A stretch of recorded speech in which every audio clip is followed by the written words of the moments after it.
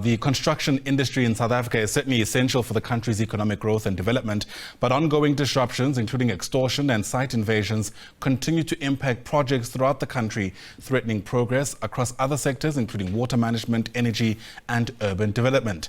The National Construction Summit on Free Crime Construction Site, in order to combat extortion and crime, is set to begin tomorrow in KwaZulu-Natal. For a better understanding of what they're hoping will come out of this, let's bring in the CEO of Construction Industry Development Board, that's Bongani Dladla, with us via our video link this morning. Great to see you, sir. Thanks very much indeed for making time to speak to us. You know, anecdotally, we have a sense that this is a huge challenge, and I'm referring to extortion, the so-called construction mafias in the sector. But what's your assessment really of how bad it's actually looking? I mean, are you, for example, approaching this as a crisis?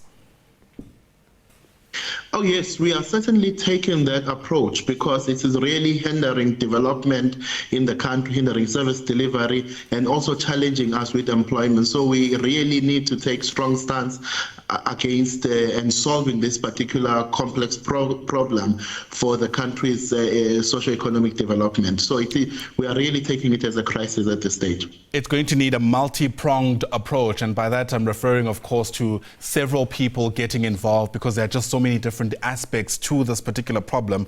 But what's your let me ask the question this way. What does a successful summit look like for you? You know, because there are obviously fears that sometimes we have great diagnostics around what the problems are in this country, but when it comes to implementing the solutions, we're found to be wanting. Yeah, it's quite an important one, and we are not looking at this issue from one dimension. In the current summit that will start tomorrow here in Durban, we are looking at enforcement, law enforcement, as to how does it aid, how do we combine efforts with the other role players to ensure that we can deal with the criminal element of this. We are also looking at community involvement and social facilitation as to how does that also create more sustainable projects. Another aspect that will be a key focus for the summit is skills development and enterprise development, and then obviously bringing in the element of also legislation and what are the intended and unintended consequences of some of the legislation that we've had, and with the opportunities that we have right now in changing some of the legislation, how it can aid in ensuring that we have crime-free construction sites in South Africa in our effort to turning South Africa to a construction site. So with that approach, and it's not really a talk shop, it's a series of workshops, a series of panel discussions, some keynote addresses for some of our leading thinkers in this particular topic. We will come out with a plan, an actionable plan that will help us solve the problem. And with all the stakeholders that we've assembled, it will definitely go beyond just the diagnostics, but actual tangible plans that we can be held accountable by the general public on what we have committed we will do in order to solve this problem. Yeah, you speak about stakeholders. How wide are you casting the net when it comes to who you want to be heard at this particular gathering?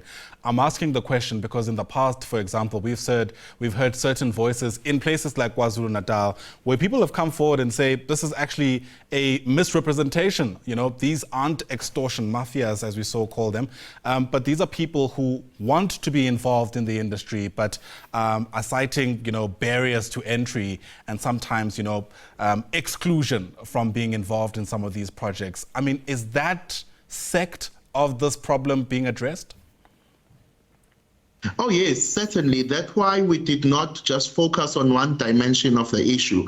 When you are looking at, like we invited each and every municipality in KZN, all of our metros across the country, all the large infrastructure clients, so that those concerns can be addressed as to how do we have a sustainable path to development that is inclusive in the construction industry. We've brought in law enforcement to help us understand and also collaborate with everyone else, other stakeholders, as to the criminal element that must be dealt with.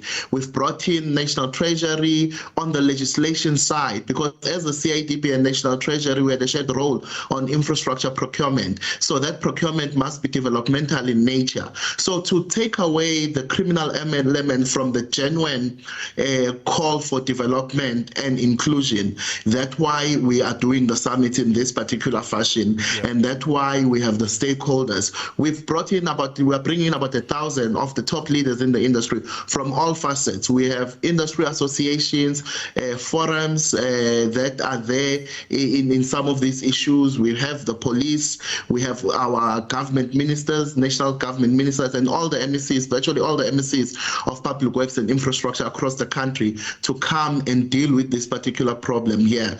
Over the next day or so, we will be coming out with a pledge and a firm commitment to what is government's approach going to be. And this approach, we are doing it in a way where we are inclusive in our approach. We are not going to discuss this issue on our own. Hence, we've opted for this face-to-face discussion with the industry leaders, and we are expecting about 1,000 of them to descend to ICC tomorrow. It's a story we'll certainly watch very closely. You speak about holding government accountable. Hopefully those commitments comes with timelines so that it's easy to do exactly that.